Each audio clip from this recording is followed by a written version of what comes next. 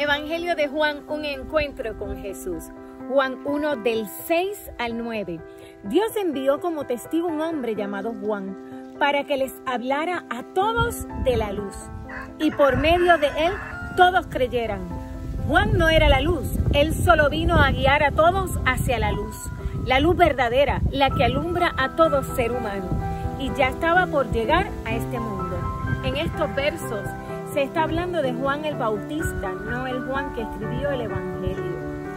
Juan Bautista es un precursor de Jesús y vino antes para preparar el camino para que las personas comprendieran que la palabra se hizo carne. Su misión era anunciar la llegada de Cristo y decirle a la gente que dispusieran su mente y su corazón para recibirle. En el primer verso que leímos comienza diciendo: Dios envió como testigo a un hombre llamado Juan.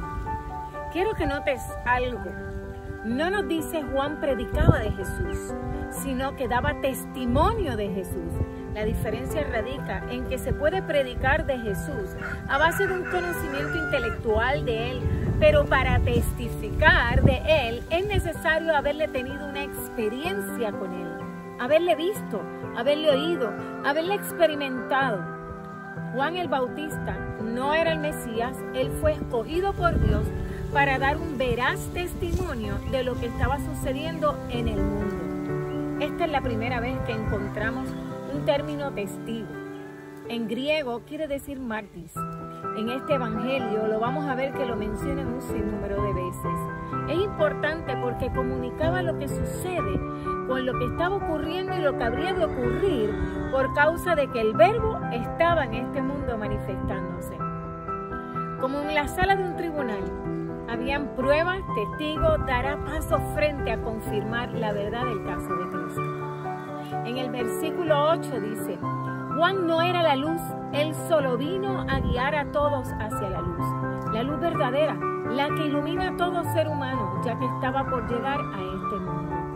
Juan está testificando que Jesús es verdaderamente la luz del mundo, de forma que todos los que escuchasen pudieran poner su confianza en Él. Este verso, cuando nos afirma que Jesús es la luz verdadera o genuina, como otras versiones nos dicen, tiene la capacidad de iluminar todos los hombres y que se encuentren en oscuridad espiritual, oscuridad por causa de la muerte espiritual, por el pecado, la incredulidad, etc. Un elemento esencial de la misión de Juan es la negación de su propia relevancia cuando dice que él no era la luz. Juan continúa demostrando la diferencia entre Juan el Bautista y Jesús. Esto era necesario para evitar las confusiones de los seguidores de Juan el Bautista que seguían operando para el año 100 después de Cristo. Él muestra constantemente que el que es la luz y quien no es la luz verdadera. Notemos que pretende cortar con toda duda y establecer con claridad que Jesús es el único, con la capacidad de alumbrarnos a encontrar el camino hacia nuestro Padre. Jesús es el único que alumbra las áreas de oscuridad en nuestras vidas. El mismo Jesús nos afirmará esto más adelante en Juan 8:12, cuando nos dice: otra vez Jesús les habló diciendo: yo soy la luz del mundo, y el que me sigue no andará en tinieblas, sino que tendrá la luz de la vida. Juan está anunciando la encarnación de Jesús por amor a nosotros. El próximo verso lee de la siguiente manera: el que era la luz ya estaba en el mundo, y el mundo fue creado por medio de él, pero el mundo no lo reconoció. Vino a lo que era suyo, pero los suyos no lo reconocieron. Juan está afirmando una vez más la existencia y presencia de Jesús en este mundo. Jesús estuvo de forma física desde su nacimiento en Belén hasta el día que ascendió al cielo, este mismo mundo que usted y yo estamos hoy. Quiero resaltar que la palabra mundo, cuando la buscamos en el griego, quiere decir cosmos. Estos versos hablan que la luz vino al mundo donde podía ser vista, donde la luz podría iluminar el entendimiento del ser humano. Todo lo que existe, que conocemos como cosmos, el planeta Tierra, todo lo creado, fue dado por Jesús. fue creado por Él, o sea, que Él es el dueño de toda la creación, mas sin embargo, el mundo falló en reconocerlo y lo crucificaron. Cuando dice en el verso 11, vino a lo que era suyo, pero los suyos no lo reconocieron. No lo reconocieron como su creador. Los hombres pensaron que era solo un hombre más como ellos mismos.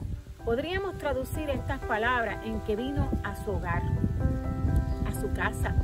Él era el dueño. Todo lo aquí creado fue por Él y para Él. Noten algo, vino donde podía ser reconocido, al mundo que Él escogió, quienes conocían las profecías sobre su venida. El verbo no fue donde no pudiera ser reconocido. Vino a lo suyo, donde la gente le debía haber conocido, pero fue su pueblo, los suyos, quienes no lo recibieron. Vino a los israelitas, el pueblo elegido por Dios. Dios les había preparado durante siglos para recibirle entre ellos, pero les rechazaron. No lo reconocieron como el Mesías que esperaban y lo crucificaron. El rechazo del verbo por parte del propio pueblo de Jesús no se limita a la época de Jesús ni a este evangelio.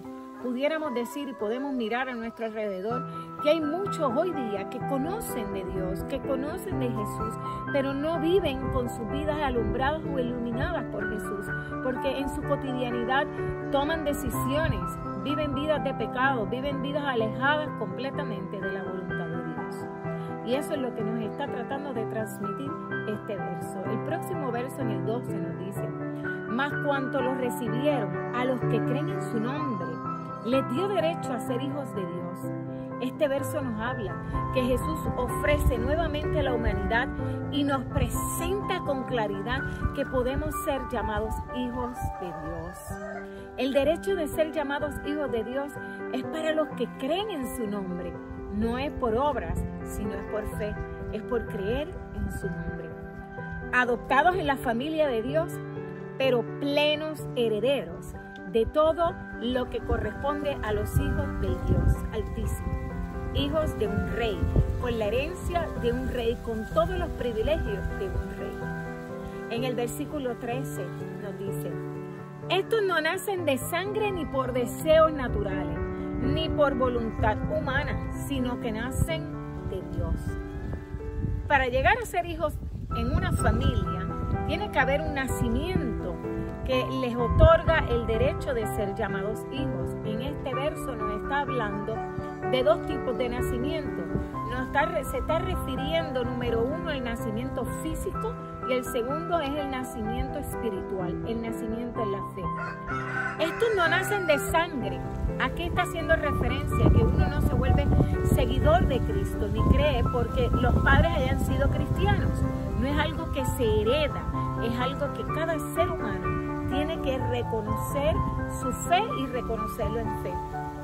Luego dice, no es por deseos naturales ni por voluntad humana, sino que nacen de Dios.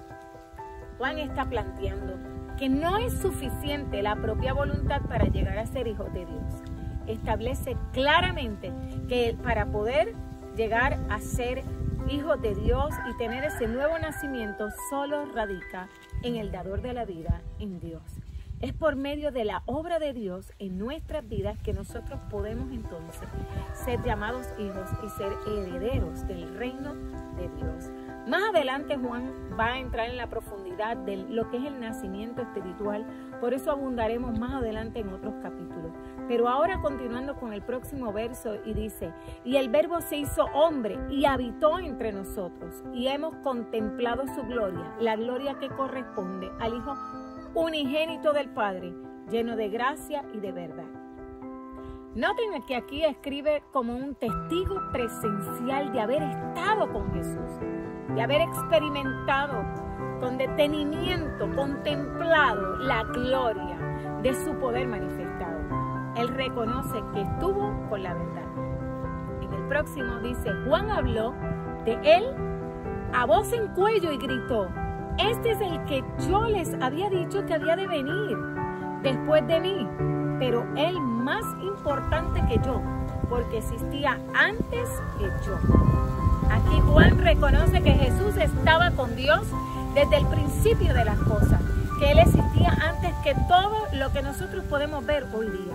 Juan testifica que Jesús era quien había hablado y el que Él había profetizado. El próximo verso lee: de la abundancia que hay en Él, todos hemos recibido bendición sobre bendición. Por medio de Moisés recibimos la ley, mientras que por medio de Jesucristo recibimos amor y verdad. Aquí habla de la gracia, el favor inmerecido, de ese amor que todo lo da, la verdad de todo, ese amor que Jesús simplemente por amor a nosotros dejó su trono, vino a la tierra, se hizo presente en su creación, en el cosmos, para dar su vida por nosotros, para que pudiéramos recibir la libertad, sanidad y ser llamados hijos, y poder nosotros luego poder ser templo del Espíritu Santo. El próximo verso continúa diciendo: a Dios nadie lo ha visto jamás, el Dios único que está en el seno del Padre, y Él lo ha dado a conocer. Jesús vino a mostrarnos el carácter de Dios, vino a mostrarnos cómo era el corazón de Dios por nosotros. Él le ha dado a conocer esa frase, la palabra griega es exegeomai, que viene de las raíces que significan revelar, develar.